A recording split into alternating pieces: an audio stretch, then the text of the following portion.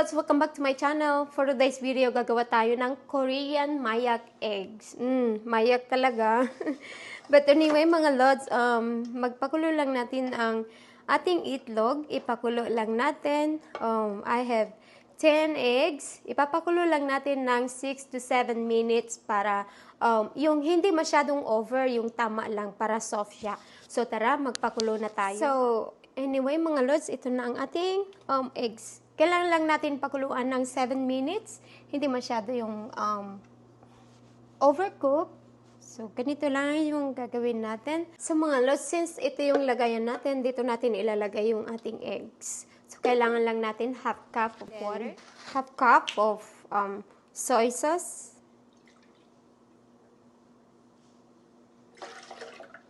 so, ayan. And then, 1/4 cup of vinegar, and I'm using rice vinegar.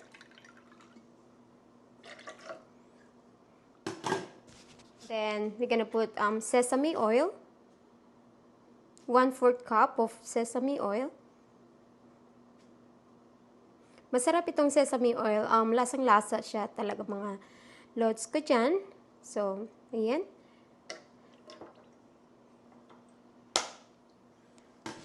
And of course, hindi mawawala ang ating sesame seeds.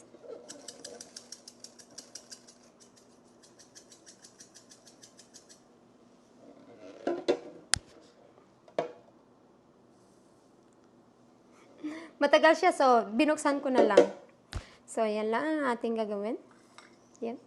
Since I like sesame seeds, so more flavors, more better. So, mga lods, lagyan natin ng green onions. So, maghihiwa lang tayo ng green onions. Hindi ko pa siya nahiwa. So, green onions as well.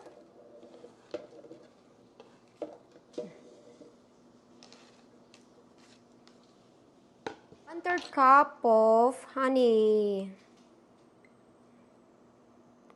Pampasweet. Depende sa'yo kung gaano ba ka-sweet. Kung tulad ko, sweet na, so you don't need a lot. So, ayan lang. And then, of course, there you go. Para na tayo naglalaro, mga lods. So, ganyan lang. Halo-haluin lang natin siyang mabuti.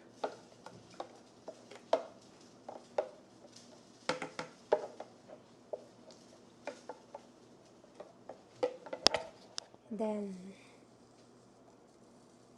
ito yung ginagamit ko sa kimchi, mga lods. Tama lang, kung gusto mo ng spicy, pwede mo pa siyang lagyan. Then, halo-haluin lang natin mabuti. So, ganun yan lang.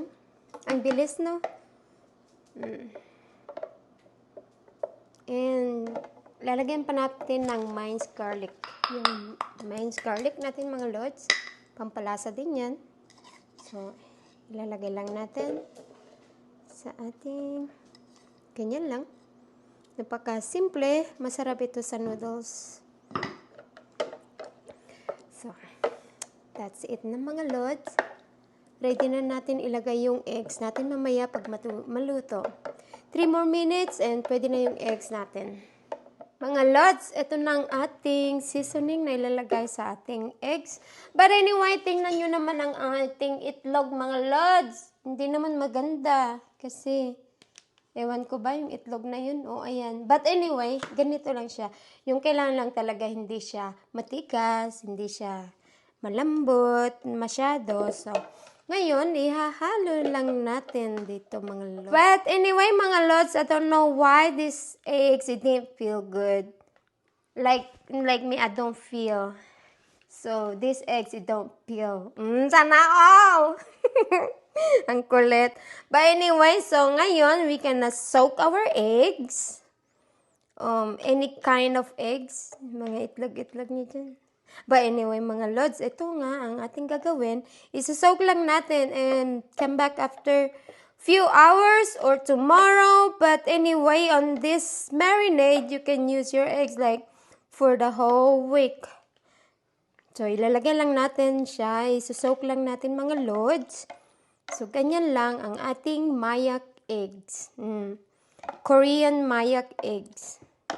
So, there you go.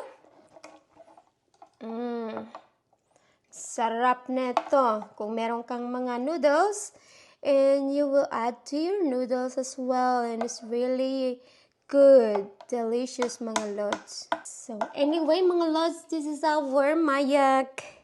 Mayak or manyak. Oh no, it's mayak eggs. Korean mayak eggs. And there you go. We just put it in a fridge. In few hours or 24 hours, it don't matter. As long as you soak it and ready to eat, you can put in your rice and you can put on your noodles as well. So, paano yan? Paalam na muna. I'll see you for my next videos. Bye!